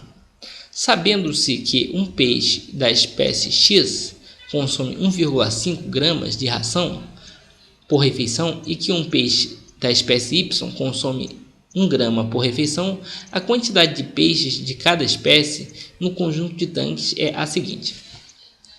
Essa aqui é uma questão de sistemas. Beleza. Vamos aqui destacar as informações do problema. 60 peixes consomem 80 gramas de ração. Isso aqui são os valores totais, né? E sendo que o peixe X come 1,5 gramas de ração por refeição e o peixe Y consome 1 grama por refeição. Então vamos escrever aqui. Primeiro vamos escrever aqui a soma dos peixes da quantidade, né? X é a quantidade de peixes X e Y é a quantidade dos peixes Y. Então a quantidade dos peixes X mais a quantidade dos peixes Y vai dar quanto? 60, que esse aqui é o total de peixes, certo? Beleza. E o consumo dos peixes X, quanto que é o consumo de peixe X? É a quantidade de peixes X que consomem 1,5 gramas, né? Daqui, ó, peixe X consome 1,5. Então, a quantidade consumida pelos peixes X, que é 1,5 vezes X, mais a quantidade consumida pelos peixes Y, que é a quantidade de peixes Y vezes o consumo dele, que é 1 grama, vezes 1, vai ser igual ao total de gramas consumido, 800 gramas de ração por refeição. Então teremos 1,5x mais 1y igual a 800. Beleza? Então vamos lá, continuando o problema. Aqui temos o sistema. Esse é o nosso sistema. É a quantidade de peixe e a gramas de ração consumida. Agora vamos, conforme já resolvemos outra questão de sistemas, escolhemos uma das equações para desenvolver o sistema. Vou colocar ela aqui embaixo, né? X mais y igual a 600. Beleza. Aí eu isolo uma das duas variáveis para continuar o desenvolvimento. Escolhi isolar o y, então passo o x para o outro lado subtraindo. Teremos então y igual a 600 menos x. Beleza. Agora pegamos a outra equação, a quantidade de gramas, e vamos colocá-la aqui. E vamos pegar o valor de y, que nós acabamos de descobrir, que é 600 menos x, e substituir nesta equação, né? Essa equação aqui, que é 1,5x mais 1y igual a 800, vamos pegar esse valor de y aqui e substituir por esse valor. Veja a setinha, substituindo. Então, teremos 1,5x mais 1 vezes o y, que é 600 menos x, igual a 800. Beleza, agora é só tirar o parênteses, teremos 1,5x mais 1 vezes 600, né? E 1 vezes menos x. Então, fica 1,5x mais 600 menos x igual a 800. Agora a gente junta o x com x e os números com os números, ficará assim. 1,5x menos x vai ser igual a 800 menos os 600 que eu passei daqui, que estava somando, passei para o outro lado subtraindo. Beleza. Então fica 1,5x menos x dá 0,5x. Então fica 0,5x vai ser igual a 800 menos 600, que será igual a 200. Então temos 0,5x igual a 200. Passando 0,5 para o outro lado, ficará 200 dividido por 0,5 será o valor de x. Então x será igual a 400, né? 200 dividido por 0,5 dá 400. Mole. Beleza. Agora vamos descobrir o valor de y. Como? Pegamos esse valor de y aqui, ó, y igual a 600 menos x, e substituímos esse valor de x aqui, ó, aqui, simples assim. Vamos lá? Vamos? Então vamos lá, jogar o x lá para cima. Dará y igual a 600 menos 400. Que beleza, conta difícil. Y igual a 200 peixes. Então teremos a seguinte resposta. Aqui, ó, letra D, ó. 400 peixes X e 200 peixes Y. Que beleza! Letra D. 400 peixes X e 200 peixes Y. Assim resolvemos mais uma questão. Considerei essa questão uma questão mediana, né? Sistemas é aquilo, né? Você tem que saber, tem que treinar. Não é uma coisa assim tão fácil de aprender. Se você já aprendeu, você é um vencedor. Se você não aprendeu, estude um pouquinho, porque essa questão pode fazer uma grande diferença na sua classificação para o IFRJ. Vamos continuar a questão 23. Vamos lá. Para um determinado experimento científico, o gráfico indica o aumento de temperatura de certa substância quando aquecida e a quantidade de certo elemento químico presente nessa substância em função do tempo. As funções que definem a temperatura da substância e a quantidade do elemento são, respectivamente... Então, essa questão é uma questão de função de primeiro grau e análise de gráfico. Então, beleza, vamos começar a destacar aqui algumas informações. Primeiro, teremos que trabalhar no eixo com o plano cartesiano, né? Eixo X e eixo Y. Estou colocando aqui de vermelho e azul para saber que as informações do eixo X eu vou escrever de vermelho e as informações do eixo Y eu vou escrever de azul. Beleza. Então, aqui, ó, tô colocando aqui, ó, né, X e Y, fazer a representação, vermelho e azul. Beleza. Vamos lá, então, a temperatura, aqui, ó. A temperatura vai ser esse gráfico aqui, ó, crescente aqui, ó, em amarelo. Eu pintei agora de amarelo, não era amarelo. Então, vou representar as informações desse gráfico de amarelo aqui, ó, nesses quadradinhos amarelos aqui. Então, beleza. Vamos lá, e a quantidade, né, aqui, ó, quantidade em roxo. Estou pintando aqui o gráfico de roxo. Vou representar aqui nesses quadradinhos, nesses retângulos roxos, né? Estou falando quadrado, mas é retângulo. Que coisa. Vamos lá. Então, vamos destacar o primeiro ponto. Esse ponto aqui, ó, do gráfico amarelo. Que ponto é esse? É o ponto onde o x vale 0 e o y vale 0. Então, temos o ponto 0,0. Ou seja, x igual a 0 e o y igual a 0. Precisamos identificar os pontos para poder conseguir escrever as funções de primeiro grau. Então, o primeiro ponto foi identificado, 0 e 0, x igual a 0 e y igual a 0. Agora vamos ver o segundo ponto aqui do gráfico da temperatura. É esse ponto aqui, ó. Porém, repare, só temos a informação de x. Né? O x vale 2, mas quando é que vale o y? Não sabemos. Ó, x igual a 2 e o y igual a interrogação. E agora, o que faremos? Vamos para o outro gráfico. Vamos ter que dar um tempo aqui na temperatura, não será possível continuar o desenvolvimento da temperatura por enquanto, mas vamos desenvolver a função da quantidade. Vamos lá, então. X e y, de novo, vermelho e azul. Vamos lá, destacar aqui o primeiro ponto da quantidade, é esse ponto aqui, ó.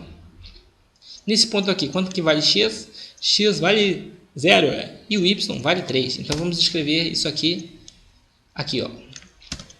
Teremos x vale 0, né? Ou seja, 0,3. O 3 é o y, tá? Não é 0,3. É x vale 0 e y vale 3. Então, escrevendo aqui x igual a 0. E y igual a 3. Beleza. Agora vamos para o segundo ponto do gráfico da quantidade. É esse ponto aqui. Esse ponto aqui, o x vale 3 e o y vale 0. Ou seja, inverteu. Vamos escrevê-lo aqui. Teremos, então, y igual a 3 e x igual a 3 e y igual a 0. X igual a 3 e y igual a 0. Temos agora, nesse gráfico aqui da quantidade, conseguimos os dois pontos que nós precisamos para definir uma função de primeiro grau. Esses dois pontos aqui, ó. X igual a 0 e y igual a 3. E outro ponto é y igual a 3 e x igual a 0. As informações tiramos do gráfico. Beleza. Então, a quantidade será... Primeiro eu escrevi aquela fórmula básica de função de primeiro grau, y igual a ax mais b. Agora nós substituiremos os valores de x e de y do primeiro ponto. Esse aqui, ó. Esse ponto aqui. Então, só substituir. Onde está o x de vermelho, põe o 0. Onde está o y de azul, põe 3. Beleza. Então, substituindo fica 3, né? Que é o y, igual a vezes 0, que é o x, mais b. Então, dará 3 igual a b. Opa, já achamos o valor de b. Então, vamos reescrever isso aqui na função de primeiro grau. Y igual a ax mais 3. Opa, já substituímos o valor de b aqui. Que beleza. Vamos continuar. Agora, substituímos o valor, o segundo ponto aqui, ó. 3 e 0. X igual a 3 e y igual a 0. Substituímos aqui novamente nessa função aqui. Já com 3, tá? Beleza. Então fica 0 igual a vezes 3 mais 3. Então passamos o 3 para o outro lado, fica menos 3, né? Mudou de sinal, igual a vezes 3. Passo o 3, que estava multiplicando o A, para o outro lado, fica menos 3 dividido por 3 igual a A. Ou seja, A será igual a menos 1. Que beleza! Então já descobrimos quanto é o A. Então só voltar aqui nessa equação aqui e substituir o valor de A. Teremos y igual a menos 1 vezes x mais 3. Beleza? Ou simplesmente y igual a menos x mais 3. Ou então ainda podemos inverter, né? Para ficar mais bonito, y igual a 3 menos x. Que beleza! E agora, o que faremos? Reparem que no gráfico, aqui, voltei para cá, tá? No gráfico, este ponto aqui, ele é igual a um ponto. Esse aqui é um ponto em comum entre quantidade e temperatura. Como a gente já tem a função da quantidade, nós, baseado no valor de x, conseguimos descobrir o valor de y. E é o que nós vamos fazer agora. Veja bem, vamos pegar esse ponto e jogar para cá. Que ponto é esse? E ponto é 2, x vale 2 e y vale um valor que a gente não sabe. Então vamos escrever aqui, x igual a 2 e y, interrogação. É exatamente a mesma função da mesma ponto daqui, ó. É aqui, ó, beleza? A gente fez isso de propósito para poder descobrir aqui esse ponto aqui da temperatura e poder desenvolver a questão. Beleza. Então vai ser isso, hein? Igual a y igual a 3 menos x. De onde é que veio isso? Veio daqui, ó. Y igual a 3 menos x. Agora o que a gente faz? Pega o valor de x e substitui aqui. Vamos lá. Y igual a 3 menos 2. Então y será igual a 1. Beleza. Agora, o que faremos? Sim, a gente já descobriu o valor de y. Vamos pegar e escrever aqui, ó, o ponto. Esse ponto aqui, o ponto quer dizer, as coordenadas são 2, x igual a 2 e y igual a 1. Beleza, é a mesma informação que a gente precisava daqui. Então, já descobrimos. Podemos jogar esta informação para cá. Então, vamos fazer o seguinte. Reescrevendo esse ponto aqui, que agora a gente já sabe, 2 e 1. X igual a 2 e y igual a 1. Então, podemos voltar no desenvolvimento da função da temperatura. Beleza, temperatura vai ser igual a... Novamente, escrever aqui a função básica da função de primeiro grau, que é y igual a x mais b. Vamos lá, pegamos aqui o primeiro ponto desse gráfico aqui, ó, que a gente definiu aqui, o primeiro ponto, que é 0 e 0. E vamos substituir aqui. A mesma coisa que a gente fez aqui, vamos fazer aqui. Isso aqui é um outro gráfico, tá? A gente não está fazendo de novo a mesma coisa. A gente está fazendo agora o gráfico de temperatura, né? O quadro amarelo. Então, vamos lá. Substituindo, vai ter y e x, né? Y igual a 0 e x igual a 0. Então, temos 0, né? Y 0 e x 0. Então, fica 0 igual a vezes 0 mais b. Teremos, então, que b igual a 0. Que beleza! Então, agora teremos esta função aqui. Substituindo b, né? Aqui, b igual a 0. Então, y igual a x mais 0. Então, teremos simplesmente y igual a x. Não temos o b. B igual a 0, então não tem b. Então, beleza. Agora vamos para o segundo ponto. Na temperatura, y igual a x. O segundo ponto é 2 e 1. Ou seja, x igual a 2 e y igual a 1. Então, vamos substituir aqui. Se ficar y, que é 1, né? 1 igual a vezes 2, que é o x. Então, teremos, pegando o 2 aqui, jogando para o outro lado, teremos meio igual a. Ou seja, a igual a meio, né? Óbvio, né? A igual a meio. Então, teremos a seguinte função. Pegando aqui, substituindo o a aqui, y igual a meio vezes x. Beleza? Então, chegamos à conclusão da opção correta. O gráfico da temperatura é y igual a 1 sobre 2 igual a x. E o gráfico da quantidade é igual a y igual a 3 menos x. Ou seja, letra B. Beleza? Resolvemos mais uma questão. Essa aqui é uma questão mediana. Eu poderia considerar, eu acho que eu fui meio... Eu poderia considerar de complexo também. Se você consegue resolver essa questão, você tem um bom nível de análise de função de primeiro grau, você consegue resolver bem sistemas, que é uma matéria um pouco complicada. Eu acho que valeria aí a pena um complexo. Então, beleza, vamos para a próxima. Estamos na penúltima questão da prova. Já estamos esgotados. Já não aguentamos mais fazer, mas tem que fazer. Afinal, isso pode valer a sua classificação. Então, vamos lá. Questão 24. Na coleção de livros Os Elementos, a obra do matemático e escritor Euclides de Alexandria, de 300 a.C., a álgebra geométrica grega é apresentada de forma muito interessante. Encontramos no livro 2 o conceito de produtos notáveis, onde observamos o seguinte texto. Se uma reta é dividida em duas partes quaisquer, o quadrado sobre a linha toda é igual aos quadrados sobre as duas partes, junto com 2 vezes o retângulo que as partes contêm. Aí ele desenhou aqui uma figura e pergunta. Nesta figura, a expressão que representa o produto dos binômios que indica a área total da figura é... Então, essa questão é de que? Qual é a matéria aqui? Essa questão pede de área do retângulo. Não tem nada a ver com binômio, com produtos notáveis, não tem nada a ver com isso. É uma questão de área. Então, vamos fazer. Estou destacando aqui a informação do problema, que é o próprio desenho, né? O próprio desenho é a informação principal. Temos aqui um retângulo, que ele está perguntando assim, qual é a área do retângulo, né? Qual é a expressão que representa a área do retângulo. Em vez de você ter um valor, você vai ter uma expressão em função de A e de um número. Então, o primeiro lado é A mais 1 meio, né? Que é esse lado aqui, ó, lado 1 igual a A mais 1 meio, que é a soma desse pedaço com esse. A mais 1 meio, 1 sobre 2. E o lado vertical, né, que é o lado azul, que eu estou representando aqui de azul, vai ser o lado 2, que é A mais 9 sobre 2. Então, agora o cálculo da área será simplesmente multiplicar um lado pelo outro, né? A área vai ser igual a lado 1 vezes lado 2. Então, substituímos aqui o valor do lado 1 e o valor do lado 2. Aqui, né? Vamos substituir aqui. Então, teremos a área igual a mais 1 meio vezes A mais 9 sobre 2. Então, essa multiplicação será simplesmente fazer a multiplicação da forma distributiva, né? A vezes A mais A vezes 9 sobre 2, depois 1 sobre meio vezes A, depois 1 sobre meio vezes 9 sobre 2. Então, escreveremos da seguinte forma. A área será igual a área vezes A mais A vai ser igual a vezes A, né? O A, esse A vezes A. Eu simplesmente reescrevi o que eu já tinha falado. A vezes A mais A vezes 9 sobre 2 mais 1 sobre 2 vezes A mais 1 sobre 2 vezes 9 sobre 2.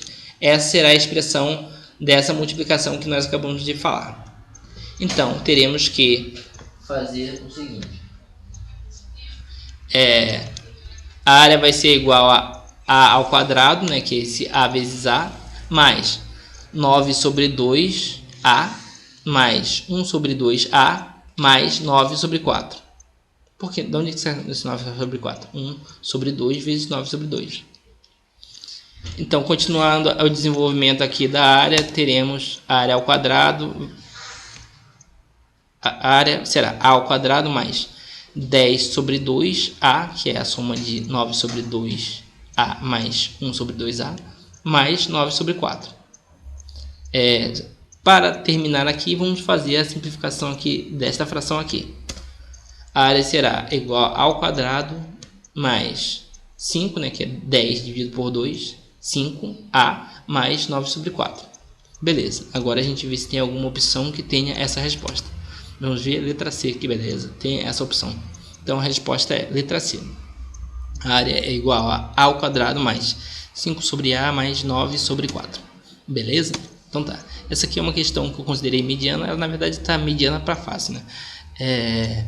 A complicação mais é só esse desenvolvimento aqui algébrico aqui, né? Você fazer direitinho aqui e pronto. Beleza? Então tá. Agora vamos finalmente para a última questão da prova. Questão 25. Evolução dos juros, evolução histórica dos juros. Os juros e os impostos existem desde a época dos primeiros registros das civilizações. Os primeiros indícios apareceram na Babilônia no ano de 2000 a.C., pois Nas citações mais antigas, os juros eram pagos pelo uso de sementes ou de outras conveniências emprestadas, com o reembolso de parte de sementes ou de outros bens. Portanto, muitas das práticas existentes originaram-se dos antigos costumes de empréstimos e devolução de sementes e de outros produtos agrícolas. Ou seja, novamente um texto gigante para dar a introdução à questão. Então vamos lá. A pergunta de fato. No sistema de juros simples, a taxa fixa, o capital de 3.500 rende R$ 150 em 3 meses. Portanto, o capital de R$ 2.800 renderá R$ 20 no seguinte número de dias. Então, essa aqui nós sabemos que é uma questão de juros simples. Recapitulando aqui, né? Assim, destacando aqui a informação aqui do problema, teremos um capital de 3.500 que rende R$ 150 em 3 meses. Beleza. Então, revisão aqui de juros simples. A taxa de juros será o rendimento dividido pelo tempo, certo? Beleza. E aqui nós temos aqui, ó, ele pergunta em qual número de dias que o negócio lá, o 2.800 vai render, né? Então, beleza. Vamos lá, rendimento em 3 meses vai ser igual a R$ 150. Sabemos que 3 meses é igual a 90 dias, então fizemos aqui a conversão de meses para dias. Então, beleza. Qual será a taxa de juros, então, do rendimento? A taxa de juros será a taxa de juros por dia, né? Será o rendimento, né? Quanto é que foi o rendimento? 150. Dividido por 90 dias. Então, teremos um rendimento de, né? Fazendo essa conta aqui, teremos 15 dividido por 9, né? Simplificando, cortando os zeros, 15 dividido por 9. Simplificando por 3, terá 5 dividido por 3. Beleza. Agora vamos para a segunda parte do problema. Portanto, um capital de R$ 2.800 renderá R$ 20. Então, quantos dias? Ele lhe dá aqui o rendimento, né? E sabendo que a taxa de juros é a mesma da que a gente acabou de calcular. Então, ele rende em X dias R$ 20. Taxa de juros será 20 dividido pelo tempo, X, que é a quantidade de dias que a gente quer descobrir. Então, beleza. Total e taxa de juros. Vamos fazer aqui uma relação de proporção. Sabemos que para 3.500 a taxa de juros é 5 sobre 3. E para 2.800 a taxa de juros é 20 sobre x. Na verdade, essa taxa de juros são a mesma, né? Só que como o total é diferente, a gente vai fazer uma regra de 3 para fazer a relação. E aí descobrir o valor de x. Então teremos a seguinte multiplicação. 2.800 vezes 5 sobre 3 vai ser igual a 3.500 vezes 20 dividido por x. Então teremos aqui, ó, joguei para cá. Aqui é 2.800 vezes 5 sobre 3 vai ser igual a 3.500 vezes 20 sobre x. Multiplicando 2.800 por 5, teremos 14.000. Então ficará 14.000 sobre 3 vai ser igual a 3.500 vezes 20, teremos 70.000. Então vai ser igual a 70.000 sobre x. Então ficará 14.000 sobre 3 igual a 70.000 sobre x. Passando o x para o outro lado, multiplicando, né? Passando do x que estava dividindo aqui para cá, multiplicando, teremos x igual a 14.000 dividido por 3 vai ser igual a 70.000. Passando agora o 14.000 para o outro lado, teremos x dividido por 3 será igual a 70.000 dividido por 14.000. Teremos então x dividido por 3 igual a, só apenas cortei os zeros aqui, né? 70 dividido por 14. Teremos então que x dividido por 3 será igual a 5, né? Que é 70 dividido por 14 dá 5. E por fim teremos x igual a 5 vezes 3, né? Passo o 3 que estava dividindo o x por outro lado multiplicando. Então teremos x igual a 15 dias. Resposta letra A. E assim terminamos a última questão do IFRJ de matemática. Foram 15 questões de matemática. Muito cansativo, né? Para vocês que vão fazer a prova, realmente vocês têm que ter um preparo muito grande.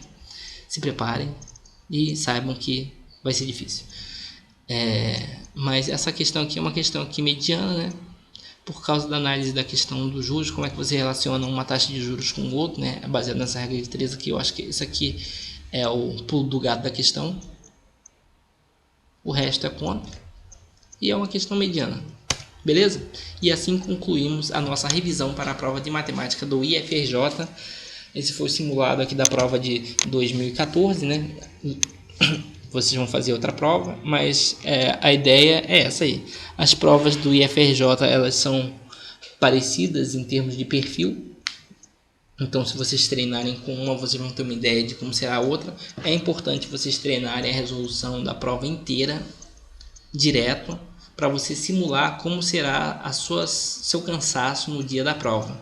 Porque o cansaço pode fazer você perder questão. E não só o cansaço, mas também o tempo, né? Porque se você ficar demorando, supondo, você demora 20 minutos para resolver uma questão. Para você resolver 10 questões, você vai levar 200 minutos. Para você resolver 15 questões, você vai levar 300 minutos. 300 minutos vai dar 5 horas. Só de matemática, você vai levar mais tempo do que você tem para resolver a prova toda. Então, não pode ficar demorando 20 minutos para resolver uma questão. Então, você tem que treinar a resolver as questões sequencialmente, assim, na mesma quantidade que será a prova, para que você tenha uma ideia real de como será o seu desempenho. E não ficar cansado demais e também não levar tempo demais resolvendo as questões, né? Tipo, por exemplo, uma questão que você passa de 10 minutos resolvendo, né? Apesar de que você não vai ter relógio para fazer, por isso que é bom treinar, você já está comprometendo a resolução de outras questões, porque 10 minutos numa questão já é muito. Não quer dizer que uma questão não valha 10 minutos, né? Por exemplo, uma questão complexa, se você estiver resolvendo bem as outras, vale a pena você perder 10 minutos numa questão complexa. Mas você tem que ganhar tempo em questões simples. Então, é bom você fazer a sequência de questões direto antes da prova, para você ter uma simulação de como você vai estar em termos de cansaço e como está o seu tempo de resolução de prova. Por exemplo, você pode começar a resolver as questões, né, que como a gente fez, eu não sei quanto tempo levei, mas você começa a resolver, você marca no relógio, comecei a resolver às 8 horas, aí terminei de resolver a prova, sei lá, 6 horas da tarde, isso quer dizer que você está levando muito tempo. Mas se você começa a resolver a prova 8 horas e termina às 10, só a parte de matemática está num tempo razoável, né, porque você vai ter 4 horas de prova, você leva metade do tempo para fazer matemática, que são 15 questões, aí você vai ter ainda 2 horas para fazer redação em português. Eu acho razoável. Acho que esse é uma meta que você deve tentar alcançar entre 2 horas de tempo para resolver as questões de matemática. Tá bom, se você conseguir resolver menos que isso, tá ótimo. Então beleza, essas são as nossas dicas as dicas finais para a prova, né? Agora focado na prova, não na resolução das questões. É importante você fazer um simulado como a gente fez aqui. A gente vê que é cansativo, eu mesmo fiquei exausto fazendo esse simulado, apesar de já ter resolvido todas as questões antes, mas é muito cansativo ficar lendo esse monte de texto aí das questões. Enfim, né? Tem que ter um preparo físico para a prova. Beleza. Então, por fim, aí, gostaria de deixar assim, uma palavra de ânimo para você, né? Todas as coisas, mas em todas as coisas somos mais que vencedores por aquele que nos amou. Essa é uma mensagem que está no livro de Romanos, capítulo 8, versículo 37, né? Tenha fé, boa sorte, boa prova. Dá um curtir aí no nosso vídeo, se inscreva no nosso canal e dê suas sugestões aí no Twitter ou então aqui nos comentários do YouTube, beleza? E obrigado a todos que nos acompanharam nessa preparação para o IFRJ, boa prova para todos vocês, né? Estou gravando esse vídeo no dia 3 de fevereiro, a prova de 2015 será no dia 8, então todos que vão fazer a prova aí de 2015, boa prova. Quem for fazer a prova anos aí no futuro, 2016, 2017, estiver vendo esse vídeo aí, boa prova também. Falou, pessoal? Então tá, até a próxima.